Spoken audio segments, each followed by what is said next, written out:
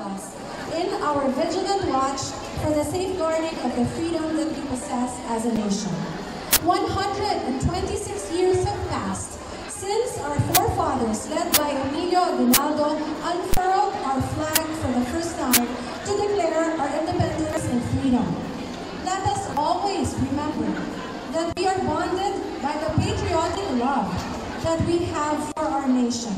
And each time we see our raised flag, it is the pride of our race that we are holding up high. Wherever we may stand in the world, in all the duties that we perform, in all the connections that we forge or choose to let go, it is the flag of our nation that we uphold, and that speaks loudly of the kind of people that we are. Let us continue to hold dear in our hearts that in unity we are stronger and we can reach farther. And all of the struggles of our forefathers that they have fought hard for, we continue to carry for our beloved country. Today, we will proudly celebrate our uniqueness, our Filipino culture, through music, dance, and flavors. Let us enjoy each other's company and share the joy that we all have within us that is uniquely Filipino. Mabuhay tayong mga Pilipino! Mabuhay ang Pilipinas!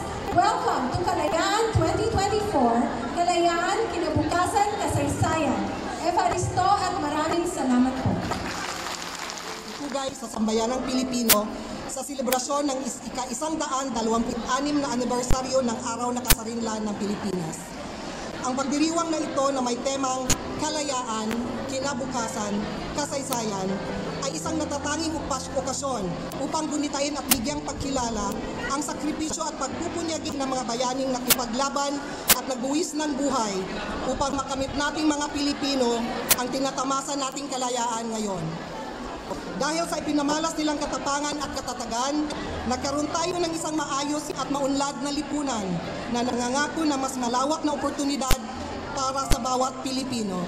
Isang kinabukasang maipamamana natin sa mga susunod pang henerasyon.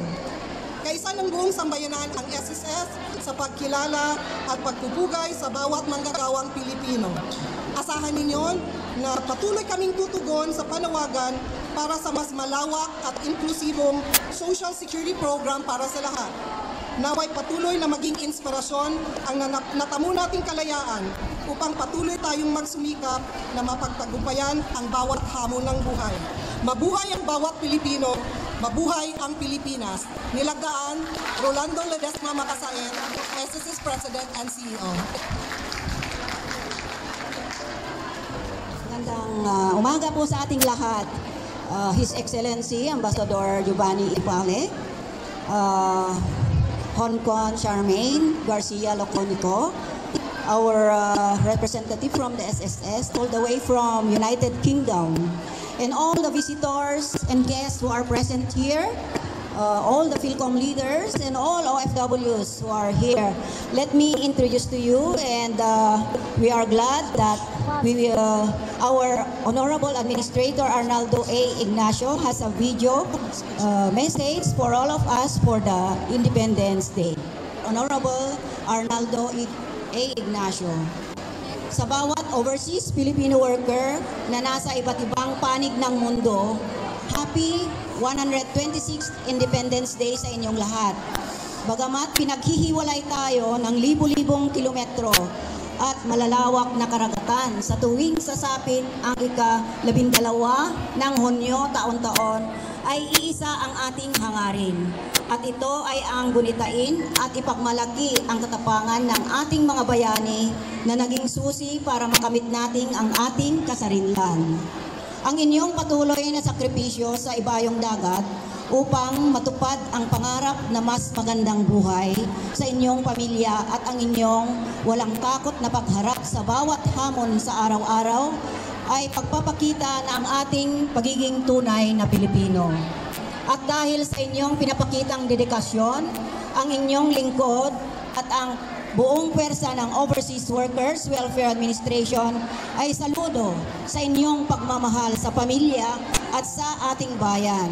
Hanggat may Pilipinong nagtatrabaho sa iba't ibang panig ng mundo, hindi titigil ang OWA sa pagbibigay ng tunay na serbisyo sa inyo at sa inyong mga mahal sa buhay na nandirito sa Pilipinas. Mabuhay po kayo at mabuhay ang bagong Pilipinas! Ito ay mensahe ng ating kagalang-galang na Department of Migrant Workers Secretary Hans Leo J. Kakdak. Sa ating mga kababayang bagong bayani, maligayang araw ng kalayaan mula sa tahanan ng OFWs. The Department of Migrant Workers extends its warmest Independence Day greetings to all of you, our hardworking overseas Filipino workers who blaze the trail of building bright futures for your families, communities, and our country. Today, we celebrate the bravery and sacrifices of our countrymen and countrywomen who fought for our freedom. Their heroic acts and deeds serve as a constant reminder of the patriotism that resides within every one of us. As our modern-day heroes, you brave new cultures, overcome challenges, and diligently contribute to the economies of the host countries. Through your hard work and resilience, you uplift your families and showcase Philippine excellence on the global stage. We, at the Department of Migrant Workers, recognize the immense sacrifices you make. We commit to providing you the protection, support, and services you deserve. We strive to ensure your well-being, protect your rights, and empower you to reach your full potential as equal partners in national economic development. As we celebrate our independence, we reflect on the future we want to build together as a nation. We envision a future where every Filipino worker abroad feels safe, empowered, valued, and determined to further contribute to nation building and pave the way for a more prosperous Philippines. Ito ang hamon sa ating lahat na sa paghubog ng ating bagong Pilipinas ay walang naiiwanan. Lahat ay sama-sama sa pagtahak ng landas ng kaunlaran at kasaganahan.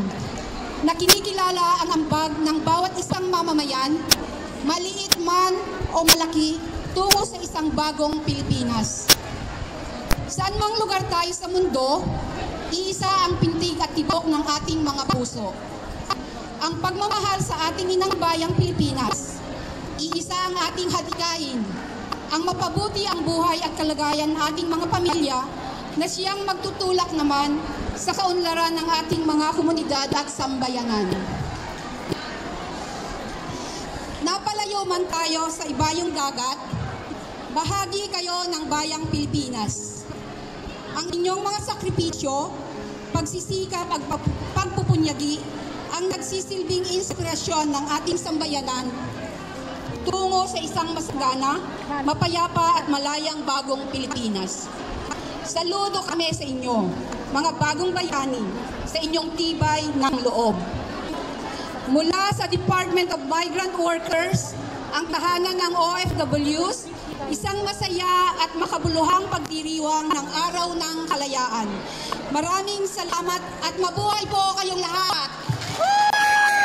Thank you so much, Ma'am Annabel Rigo de Dios from Migrant Workers Office. Let's give His Excellency a big round of applause. Thank you so much. Maraming salamat po. Our esteemed guests, my distinguished colleagues, mga minamahal kong mga naggagapuhan at naggagandahan mga kababayan.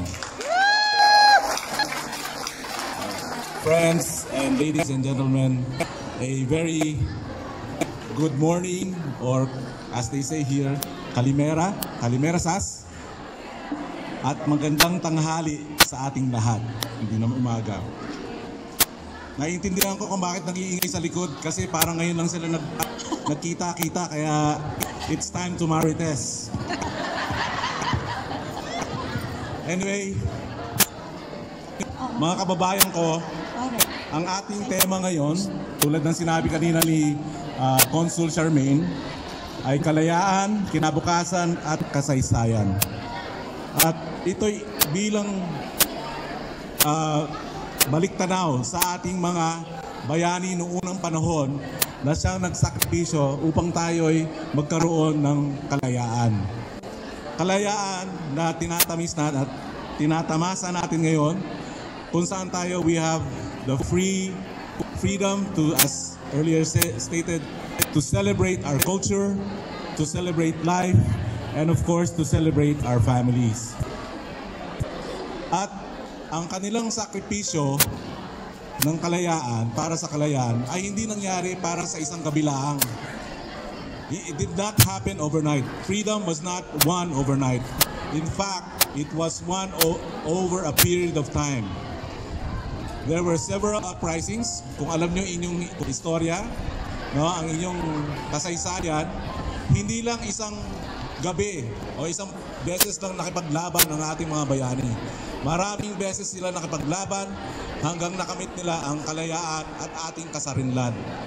Kaya naman, tulad ninyo na mga overseas workers, mga kababayan dito nagtatrabaho, alam natin na ang pinaglalaban natin ngayon ang ating kinabukasan para sa ating mga pamilya. At tulad ng ating mga bayani, hindi ito para sa mga mahihina ang loob o walang pag-asa. Ito'y para sa mga matatapang at hinaharap ang mga problema at lahat ng mga pwedeng ibigay sa kanila ng pagsubok. Kaya kayo natawag na mga bagong bayani. Dahil kahit anong hirap na pwedeng ilagay sa harap nyo, kung anong tinitiis ninyo, kayo'y nakikipaglaban pa rin. Sino dito ang nakipaglaban pa para sa mga pamilya? Lahat! Ay, kakaunti. O, sino dito nakipaglaban para sa sarili? Hindi para sa pamilya. But in any case, we are all here for our families, for the future, as well as for the future of our country. And by contributing to your families in the Philippines, we also contribute to the development of our country. And hopefully in the near future, when that may come, we will not be here, but we will be with our families celebrating our Philippine independence in our homeland. But as of now, dito pa rin tayo nagbubunyi at nagdiriwang ng ating araw ng kasarinlan. So, kahit papano, tayo'y mga Pilipino. Saan tayo galing? Saan? Pilipinas! Nahihiya ba kayo kung saan kayo nanggaling? Saan tayo nanggaling? Mabuhay ang Pilipinas! Mabuhay ang Pilipino! Magandang araw sa inyong lahat!